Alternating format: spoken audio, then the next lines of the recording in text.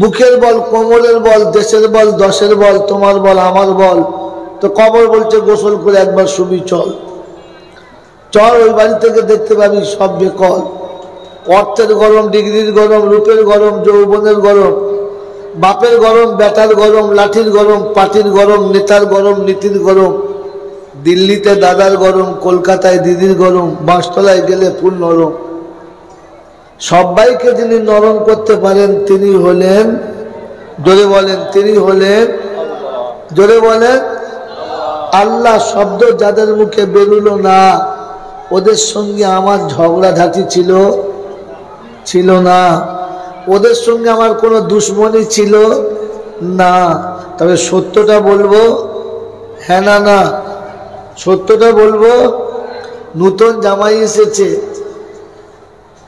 পালঙের উপরে খেতে দিয়েছে, দারুণ দস্তরখান বিছিয়েছে, আর পালঙের তলায় মাটির নতুন হাঁড়ির মুখটা সাদা কাগজ দিয়ে বাঁধা আছে। তো মনে মনে করছে, মনে হয় টাটকা খেজুরের গুড় রেখেছে। আবার মনে মনে করছে না, মনে হচ্ছে জামাই তো নবদ্বীপের দই এনেছে।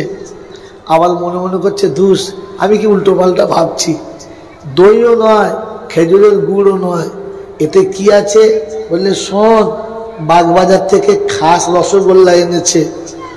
মনে মনে হচ্ছে, খাবার সময় মনে মনে করছে না রে, আমার দাদি শাশুড়ি পান খায়, তাই শালার বেটা মনে হয় চুন এনেছে।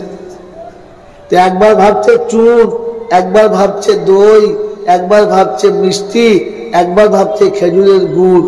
আচ্ছা বলেন ভেতরে কি আছে? এই ঘানিটা খুললে কি বেরোবে? রসগোল্লা, খেজুরের গুড়, সর্ষের তেল, কি বেরোবে?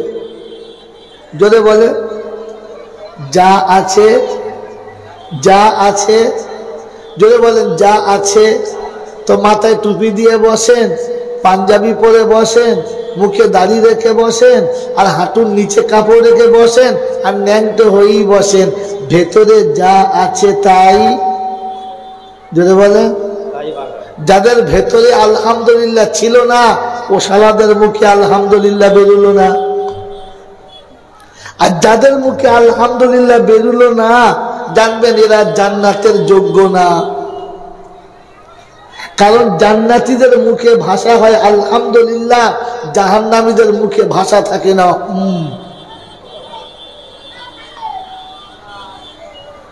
এটা আমি বলি নাই।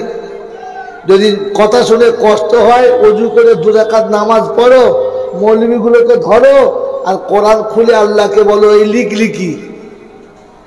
এটা না লিখলে তো শালা জয়নাল বলতো না, বোঝেন নাই? জান্নাতীদের মুখের ভাষা হলো আলহামদুলিল্লাহ। কি বলেন? বলেন, বলেন নিজের ভালো বোঝে না কে, বুদ্ধিমান যে, জ্ঞানী যে, তাই তো বলছে। হ্যাঁ, নিজের ভালো বোঝে না কে, বুদ্ধিমান এবং জ্ঞানী যে কে? কথা বলেন ভাই, জলসা শোনেন না, কথা বলেন। নিজের ভালোটা বোঝে না কে? জানোয়ার যে, সবাই বোঝে।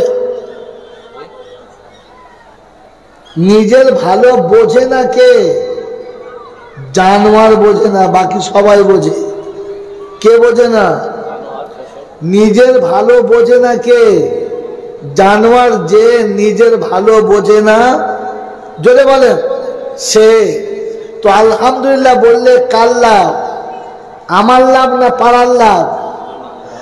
সুবহানাল্লাহ বললে কার লাভ? আমার লাভ না পাড়ার লাভ? আল্লাহু আকবার বললে কার লাভ? আমার লাভ না লোকের লাভ? এই আমার লাভ বুঝে আলহামদুলিল্লাহ নিজে বলে না যে ওকে। গোঁজা মেরে আলহামদুলিল্লাহ বলানোর পরে বলায় যে ওকে। খালি জলসা শুনছে, সকালবেলা মৌলবীদের দম দিচ্ছে, বাবারা 50 টাকা দাও বাবা, 50। ইয়ে মনে করছে ফিগ মারছে। মানুষ হয়ে যেতে বলেছে, কথা মনে রাখবেন। ওই টপিটাই শুরুতে দিয়েছি, শেষে দিয়ে পালাবো। মানুষ সে বুঝে কাজ করে যে নিজের ভালো বোঝে না যে মানুষ বলে পরিচয় পায় না সে। কথা বুঝে এসেছে? মাঝপথ থেকে ব্যাক করছি আবার। মানুষ বোঝে, মানুষ যদি বলে যে ছেলেটি কথা বললেই বুঝতে পারে, ইশারা করলেই বুঝতে পারে, বোঝালেই বুঝে ফেলে, তখন মাস্টার বলে ছেলেটা বড় হলে মানুষ হবে। ছেলের বাপকে বলে আপনার ছেলেটা সত্যি জেনুইন ছেলে, খুব ভালো ছেলে, মানুষ হবে। বলে না বলেন? আয় বাবা এদিকে দেখা, লোক দেখি না কি বলেন কি? যখন ছেলে কথা বললেই বোঝে, কথা বলছে এখন পরে বলতে হবে, কথা বললেই যখন বোঝে, কথা বললেই যখন বুঝতে পারে, তখন বলে ছেলেটা মানুষ হবে। হ্যাঁ না না বলো? আর বাপ যখন ছেলেকে বুঝাতে পারে না, মাস্টার যখন ছাত্রকে বুঝাতে পারে না, অভিভাবক যখন তার অধীনস্থকে বুঝাতে পারে না, তখন বলে জানমানের পাল্লায় পড়েছি, কিচ্ছু বুঝে না। হ্যাঁ না বলে? বোঝে কে? মানুষে। বোঝে না কে? কথা বলা। বাবাজি, তো আপনি বুঝে গেলে তাহলে রেহাই। আপনাকে মানুষ হয়ে যেতে বলেছে। মানুষ বোঝে, মানুষকে বুঝানো যায়। বাকি যারা আছে ওরা বোঝে না, বুঝানো জোরে বলে। এবারে আমি বুঝে দেখি আমি বুঝেছি কিনা। বুঝেছি, বুঝেছি। আজও পর্যন্ত আমি মানুষ হয়ে যে রব বানিয়েছে রবকেই বুঝলাম না, যে নবী দিন দিয়েছে নবী বুঝলাম না, যার পেটে হয়েছি তাকেই বুঝলাম না, যার জন্মে হয়েছি তাকেই বুঝলাম না, যাকে বিয়ে করে সংসার করছি তাকেও বুঝলাম না।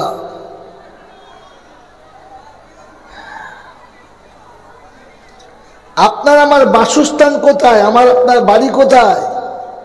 আপনার আমার ঠিকানা কোথায়? আমার বাড়ি বর্ধমানে, আপনাদের কোথায়? যদি বলে আমি নদিয়াতে যাই, মুর্শিদাবাদ যাই, মেদিনীপুরে যাই, হাওড়ায় যাই, হুগলি যাই, আমি ঘুরে কোথায় যাব? কারণ ওটা আমার বাসস্থান। তাই যেখানে যত ভালো খাই, যত ভালো পাই, আর যত যা কিছু চাই, কিন্তু ঘুরে আমার ঠিকানাতে যাই। হ্যাঁ না না? কুল্লু সাইকেল ইয়ারজিউ বিমা আসলিহি, এটা ওলামারা বোঝে, আপনাদের কি বলবো।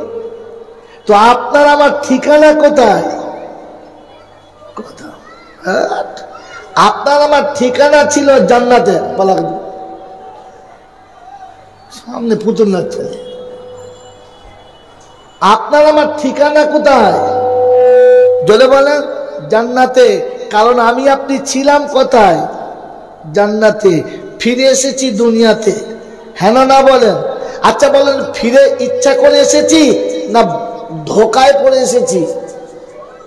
মানুষের প্রথম মানুষ ভুল করেছে, আদম ভুল করেছে। হ্যাঁ না বলেন? উনি নিজে করেছেন না কারো পাল্লায় পড়ে করেছেন? ওনাকে যিনি ভুল করিয়েছেন তিনি কে?